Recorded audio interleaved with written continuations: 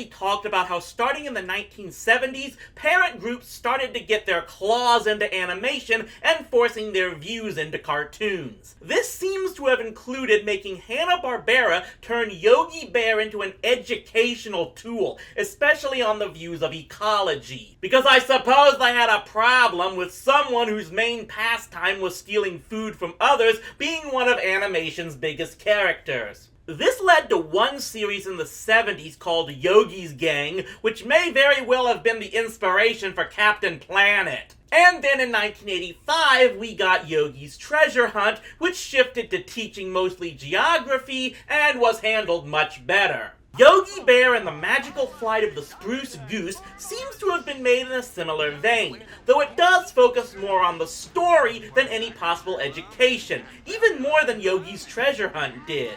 Does that make the adventure good enough? Well, it's time to find out. The story is that Yogi's See America tour takes the Hanna gang to visit the museum of the legendary Spruce Goose airplane. But they get locked inside, and somehow the plane magically starts running and flies off with them. And thus Yogi and his friends find themselves on a worldwide adventure, mostly saving animals around the planet from both natural and man-made disasters. But things go sour when they run into Dread, Baron, and Mumbly stranded on a deserted island who plan to take control of the goose and use it to find the lost island of Mula Mula and plunder the riches within.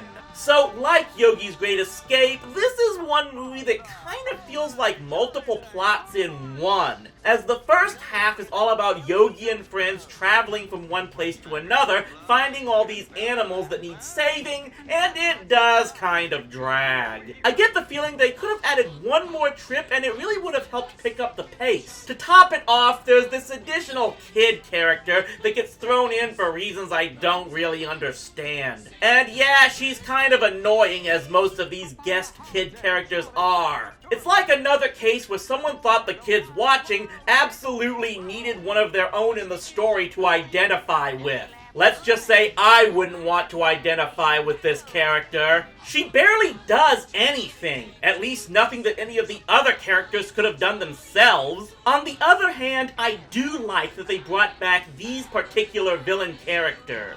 As I mentioned back in my Laugh Olympics review, Dread, Baron, and Mumbly were created because it seems Hanna-Barbera didn't completely own the rights to Dick Dastardly and Muttley at the time. By the 80s, it was clear they had acquired those rights, as the originals were the antagonists on Yogi's Treasure Hunt. They could have just used them again for this movie, but it was a nice touch that they decided to go back to these guys for one night only. As far as the rest of the story, it relies heavily on suspension of disbelief. It's never explained just why the Spruce Goose has started working, or more specifically, why it began working for Yogi and his friends in particular. Would it have started up if anyone else had gotten locked in and pushed that obvious big button? Or did the plane somehow recognize Yogi as the one that could use it to do good or something? And if that was the case, why didn't it stop working for the Baron? Yeah, I'm probably overthinking this, but I'm a dork, that's what I do.